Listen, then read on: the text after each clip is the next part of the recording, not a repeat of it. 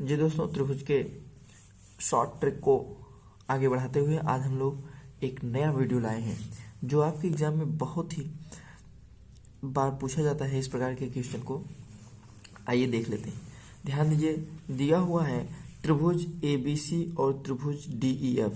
यदि त्रिभुज ABC तथा त्रिभुज DEF की परिमित मतलब परिमाप क्रमशः 25 सेंटीमीटर और 15 सेंटीमीटर हो तथा BC 9 सेंटीमीटर हो तो EF ज्ञात कीजिए।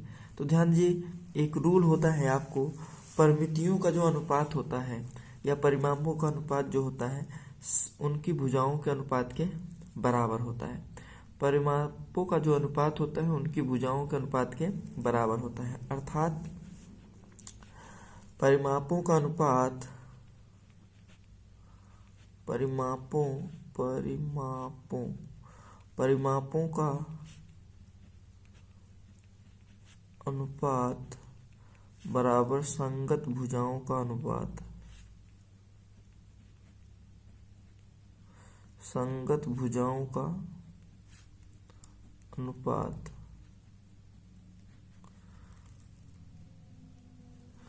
संगत भुजाओं का क्या हो जाएगा? अनुपात हो जाएगा। तो ध्यान दीजिए, परिमापों का अनुपात, परिमाप दिया हुआ है 25/15 बराबर संगत भुजा है, संगत भुजा दिया हुआ है BC। तो ध्यान दीजिए, ये BC है तो इसकी संगत भुजा EF हो जाएगा। तो यहाँ पे BC दिया हुआ है 9 सेंटीमीटर और EF आपसे पूछ ही रहा है, ठीक है। तो यहाँ पे 5×25 और 5×3=15, यहाँ पे 9×3=27, अर्थात EF बराबर आपका हो जाएगा 27/5, अर्थात 5×25 और 5×4=20। EF बराबर आपका कितना हो गया? EF बराबर 5.4।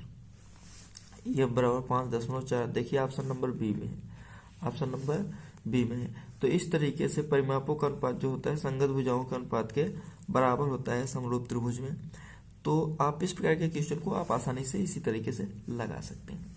चलिए आइए हम लोग देख लेते हैं अगला क्वेश्चन। अगला क्वेश्चन दिया हुआ है त्रिभुज ABC और त्रिभुज DEF इस प्रकार हैं कि सर्वांगसम है, समरूप है। क्या है? समरूप है। तो AB बराबर दिया हुआ है 9.1 सेंटीमीटर तथा DE बराबर दिया हुआ है 6.5 सेंटीमीटर। यदि AB की परिमिति 35 सेंटीमीटर हो तो DEF की परिमिति ज्ञात कीजिए। तो देखिए, हमने क्या बताया अभी, परिमापों का जो अनुपात होता है, परिमापों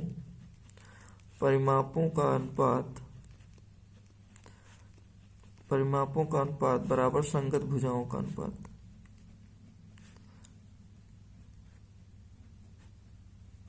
संगत भुजाओं का अनुपात,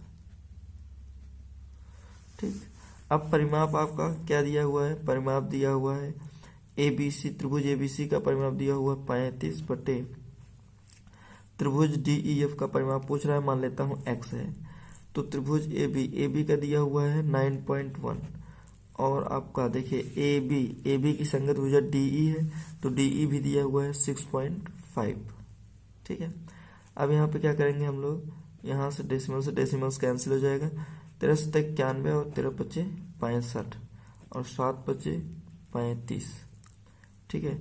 X का वैल्यू कितना आ जाएगा? 5×25, 25 सेंटीमीटर हो जाएगा। कितना हो जाएगा? 25 सेंटीमीटर। देख रहे हैं, बहुत ही आसानी से आप कर पाएंगे इसे बेटे, लेकिन कंसेप्ट आपका क्लियर होना चाहिए।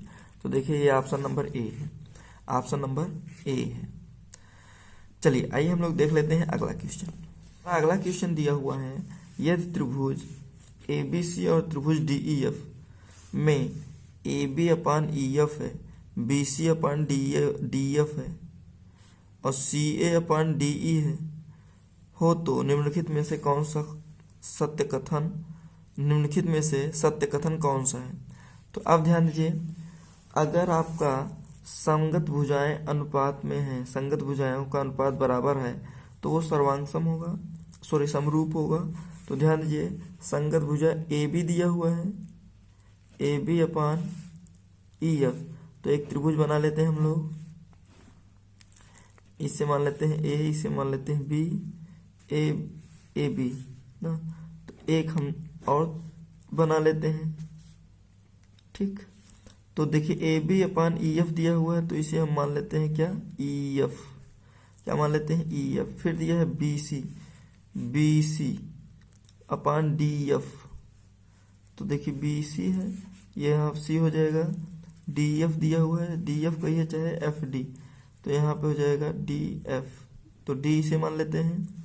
उसके बाद सी ए दिया हुआ है, तो हो जाएगा डी ई। समझ गए, सी ए अपॉन डी ई। तो इस तरीके से आपका समरूप त्रिभुज जो बना रहा है, डी ई एफ पहला मिला लेते हैं, डी ई एफ बराबर सी ए बी, यही होना चाहिए त्रिभुज डी ई एफ।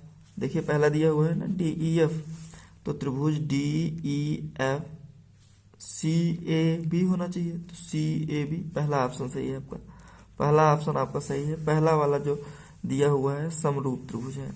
देखिए सी डी ई एफ समरूप सी ए बी, ठीक है। तो इस तरीके से आपको ऑप्शन नंबर ए सही होगा। तो वीडियो आपको कैसा लगा कमेंट बॉक्स में कमेंट करना ना भूलिएगा। ये चैनल पे नए हो तो चैनल को सब्सक्राइब कर लीजिएगा, बेल आइकन पे प्रेस करना ना भूलिएगा ताकि नए नोटिफिकेशन आप तक पहले पहुंच गए। जी दोस्तों, हम लोग फिर मिलेंगे नेक्स्ट वीडियो में नेक्स्ट टॉपिक के साथ। तब तक के लिए जय हिंद।